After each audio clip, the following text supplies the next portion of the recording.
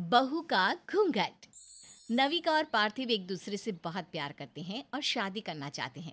लेकिन पार्थिव को सबसे ज्यादा इस बात की चिंता है कि उसके घर वाले उसके प्यार को समझेंगे या नहीं। इसलिए उसने नविका को अपनी माँ चांदनी, अपनी बहन जीविका और अपने पिता मोहन से मिलवाने का फैसला किया। माँ पापा, ये नविका है। मैंने बताया था ना आपको इसके बारे में। तो नविका, कहाँ रहती हो तुम? अंकल जी, मैं फैमिली के साथ इसी शहर में रहती हूँ। तुम्हारे पापा क्या करते हैं? पापा का गारमेंट्स का बिजनेस है। तुम्हें घर का काम आता है? जी आता है। खाना बनाना आता है? हाँ आंटी जी आता है। माँ पापा आप दोनों भी ना क्यों नविका जी का इंटरव्यू ले रही हो? नविका जी, आप मुझे ये बताओ कि आप और भाई पहली बार कहाँ मिले थे? कैसे आपकी दोस्ती प्यार में बदली? हे जीविका की बच्ची, क्या बोले जा रही है? चुप कर। अरे भैया, अब बड़ी शर्म आ रही है। जब हमसे बिना पूछे लड़की पसंद कर ली, घर ले आई, तब शर्म नहीं आई क्या? जीविका की बच्ची रुक, अभी बताता हूँ तुझे। पार्थिव के परिवार को नविका बहुत पसंद आई। चांदनी ने दोनों की धूमधाम से शादी करवा दी और शादी के बाद नविका पार्थिव के घर में बहुत खुशी खुशी रहने लगी। वो घर में सबकी ज़रूरतों का ख्याल रखती। नविका घर में सबसे और सब उससे बहुत प्यार करने लगे। मोहन जी, एक बात कहूँ आपसे? पूछ तो ऐसे रही हो जैसे मैं मना कर दूंगा तो बोलो कि नहीं। मैं ये बोल रही हूँ कि नविका है बहुत अच्छी। हाथ पर सूरज लेकर भी अगर आप अपने बेटे के लिए बहू ढूंढते ना, तब भी ऐसी लड़की नहीं मिलती। तुम तो बस दिन रात अपनी बहू की तारीफ करती रहा करो। मेरी बहू है ही तारीफ के काबिल। थोड़ी देर बाद वहाँ जीविका आ जाती है। माँ देखो, भाभी मेरे लिए नई ड्रेस लाई है और देखो मुझे नई सैंडल भी गिफ्ट की है। अरे वाह, ये तो बात अच्छी लग रही है। तू भी अपनी भाभी का ध्यान रखा कर। सुबह से किचन में लगी हुई है, जाके उसकी मदद कर। माँ भाभी बोल रही थी कि आज कुछ स्पेशल बनाऊंगी, इसलिए सुबह से किचन से बाहर ही नहीं निकली। और तुम किस दिन काम आओगी? सिर्फ भाभी से गिफ्ट लेने से ही मतलब है क्या? अब जाओ उसके साथ किचन में काम करो।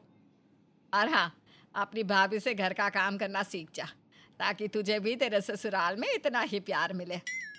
अपनी माँ और पापा की बात सुनकर जीविका किचन में अपनी भाभी के पास जाकर कहती है, भाभी आपको मेरी कोई मदद चाहिए? हाँ चाहिए ना। ये खीर टेस्ट करके बता कि कैसी बनी है। जीविका खीर टेस्ट करके कहती है, बहुत मज़ेदार बनी है भाभी। आप सब काम इतनी अच्छी तरह से कैसे कर लेती हो? मुझे तो हर काम में डांट पड़ती है। अरे शादी से पहले मेरा भी यही हाल था।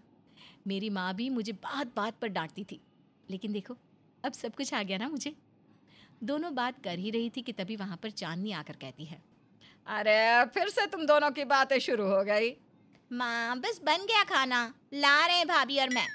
भाभी पता है, आज मॉल में ना बहुत अच्छी सेल लगी है। लड़कियों की हर आइटम पर डिस्काउंट है, चलोगी? हाँ हाँ, जल्दी से किचन का काम खत्म कर लेते हैं, फिर चलेंगे। इस तरह नविका अपनी सास और ननद के साथ बिल्कुल सहेलियों की तरह रहती है। और वक्त के साथ नविका और पार्थिव का भी प्यार और गहरा हो गया था। एक दिन नविका के ससुराल में उसकी सहेली प्राची उससे मिलने आई। नविका उसे देखकर खुश होते हुए बोली, प्राची तुम?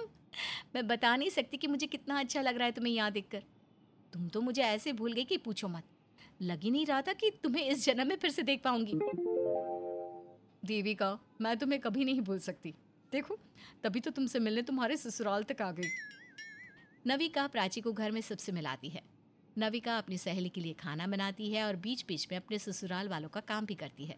तभी प्राची नविका से कहती है, तुम अपने ससुराल वालों के साथ रहती हो, तुम्हें परेशानी नहीं होती? परेशानी? कैसी परेशानी? तुम अपने ससुराल वालों के साथ नहीं रहती हो क्या?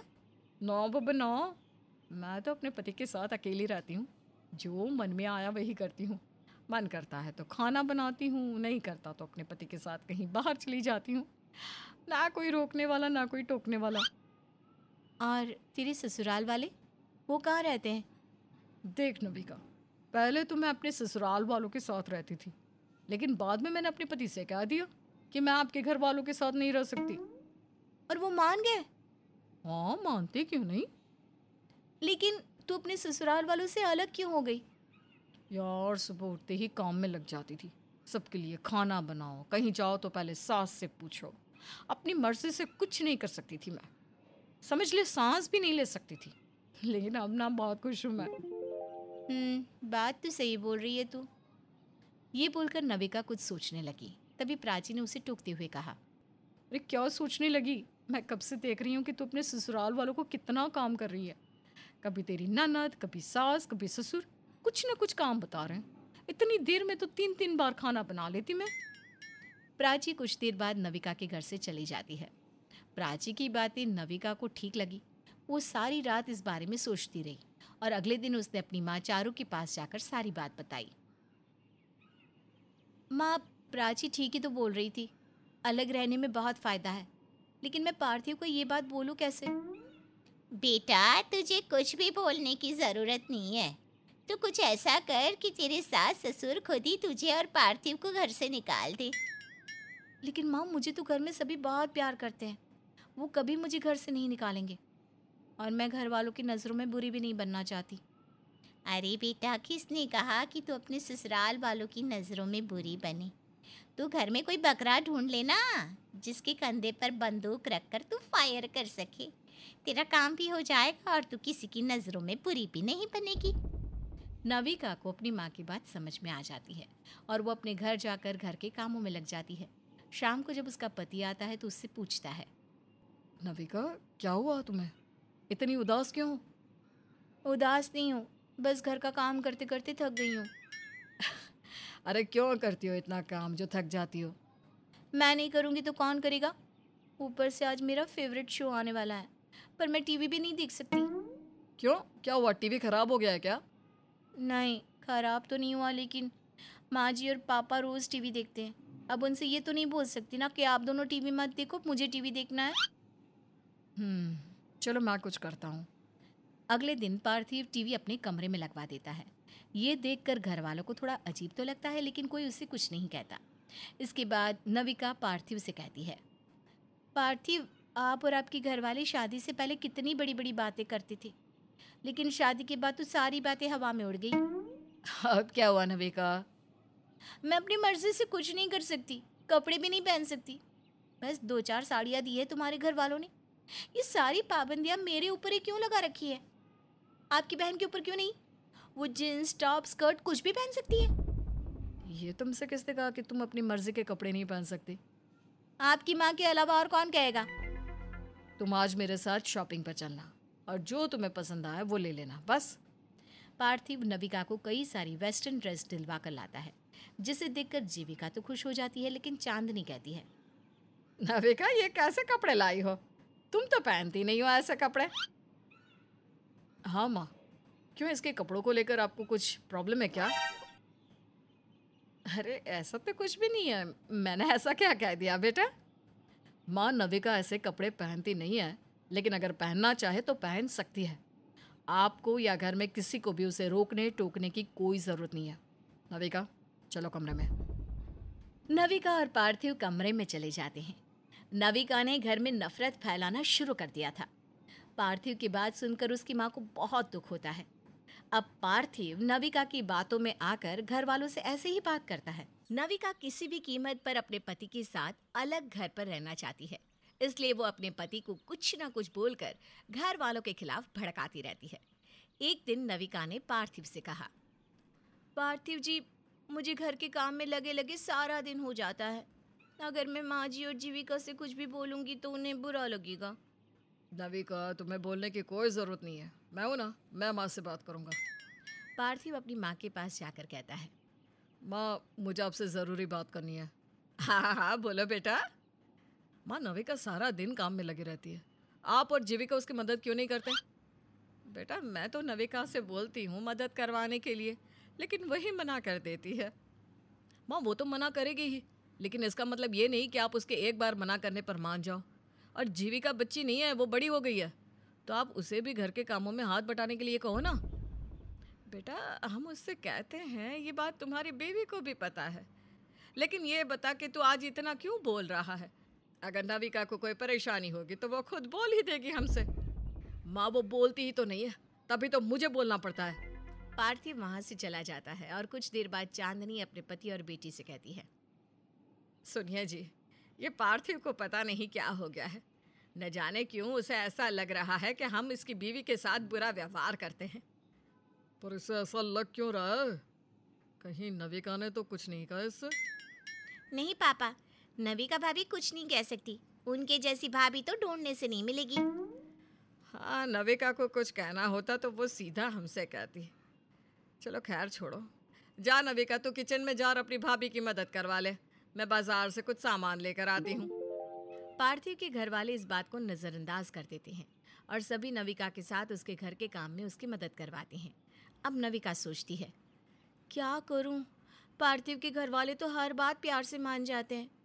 ऐसा क्या करूं जो सारे घर वाले हमारे खिलाफ हो जाए और पार्थिव ये घर छोड़कर चला जाए। नविका कई दिनों तक बस यही सोचती रही कि वो क्या करे। तभी उसे एक आइडिया आया। माँ और पापा सबसे ज़्यादा जीविका को ही प्यार करते हैं, क्यों ना मैं जीविका को ही टारगेट करूं। जब पार्थिव जीविका पर रोक टोक लगाएगा तो अच्छा होगा। अब नविका अपने पति को अपनी ननद के खिलाफ भड़काने लगी। पार्थिव जी, एक बात बताओ मुझे। क्यों? दो बातें पूछो। आप अपनी बहन को कुछ कहती क्यों नहीं? वो कॉलेज से घर रोज लेट आती है और तो और कपड़े देखिए उसके, कभी कभी तो इतने कम कपड़े पहनती है कि पूछो मत। मैं तो काम में बिजी रहता हूँ। माँ और पापा उससे कुछ नहीं कहते क्या? उन्हें तो अपनी लाडली बेटी पर बहुत भरोसा है, लेकिन तुम्हारे भोले माँ बाप ये नहीं जानते कि आजकल के बच्चे कितने स्मार्ट हो गए हैं। मैं तो कहती हूँ आपको इस बारे में बात करनी ही चाहिए। तुम ठीक बोल रही हो, लेकिन ये बात तुम माँ से भी तो कह सकती थी ना। हाँ, कह तो सकती थी, लेकिन कहूँगी नहीं, क्योंकि भाभी ननद के बारे में चाहे कितना भी अच्छा क्यों ना सोचे, लेकिन भाभी आखिर भाभी ही होती है। तुम्हारी माँ को तो यही लगेगा कि मैं जलती हूँ जीविका से। नविका की बात पार्थिव को सही लगी और कमरे से वो बाहर गया। सब लोग टीवी देख रहे थे। उसने टीवी का रिमोट लिया, टीवी बंद किया और कहा, जीविका, ऐसी कौन सी पढ़ाई कर रही हो जो अभी तक खत्म नहीं कर पा रही हो? भैया, ये क्या बोल रहे हो आप? आपको तो पता है कि मेरा फाइनल ईयर चल रहा है। 3 महीने बाद तुम्हारे फाइनल एग्जाम है। इसके बाद तुम आगे नहीं पढ़ोगी। और हाँ, कल से जाओगी तो तुम सिंपल कपड़े पहनकर जाओगी। ऊट पटांग कपड़े पहनकर जाने की कोई ज़रूरत नहीं है। अरे बेटा, कैसे बात कर रहा है अपनी बहन से? क्या हो गया है तुझे? माँ, आप ध्यान क्यों नहीं दे रही अपनी बेटी पर? हाथ से निकलती जा रही है। जब नविका वेस्टर्न ड्रेस पहनती है तो आप उसे तुरंत टोक देती हो, लेकिन अपनी बेटी के बारे में कुछ नहीं कहती। पार्थिव, अपनी माँ बहन से बात करने का यह कौन सा तरीका है? और जीविका के बारे में सोचने की तुझे कोई ज़रूरत नहीं है। अभी मैं जिंदा हूँ, जीविका मेरी जिम्मेदारी है। ठीक है, तो समझा दो अपनी बेटी को कि इस घर में तमीज़ से रहे। पार्थिव अपने घर वालों को सुनाकर वहाँ से चला जाता है। पीछे से नविका आकर सबको सपोर्ट करती है और सबकी नज़रों में अच्छी बन जाती है। कुछ महीने बाद जीविका अपनी पढ़ाई पूरी कर लेती है और आगे की पढ़ाई के लिए वो रशिया जाना चाहती है। वो अपने पिता से कहती है, पापा, मैंने रशिया की एक बहुत अच्छी यूनिवर्सिटी में अप्लाई कर दिया है। अपना पासपोर्ट भी बनवा कर अब मैं। जीविका आगे कुछ कहने वाली होती तभी उसका भाई उसे टोकते हुए कहता है, कोई ज़रूरत नहीं है आगे पढ़ने की। अब शादी करो और अपने घर जाओ। अगर तुम्हारी नज़रों में कोई लड़का है तो बता दो, नहीं तो मैं ढूंढता हूँ कोई अच्छा लड़का। पार्थिव, ये क्या बकवास कर रहे हो? अभी जीविका सिर्फ 22 साल की है और मैं इतनी जल्दी इसकी शादी नहीं करूँगा। वो आगे पढ़ना चाहती है तो मैं उसे पढ़ाऊँगा। पापा, क्या 22 साल की लड़कियों की शादी नहीं होती? मैं उसके लिए कोई लड़का ढूंढकर अच्छे से उसकी शादी करवा देता हूँ। 2-3 दिन बाद पार्थिव एक लड़के और उसके माँ बाप को लेकर आता है और अपने माँ बाप से कहता है, माँ, ये नितिन है और ये इसके माँ पापा। ये हमारी जीविका को देखने आए हैं। अब जीविका को बुला लेते हैं।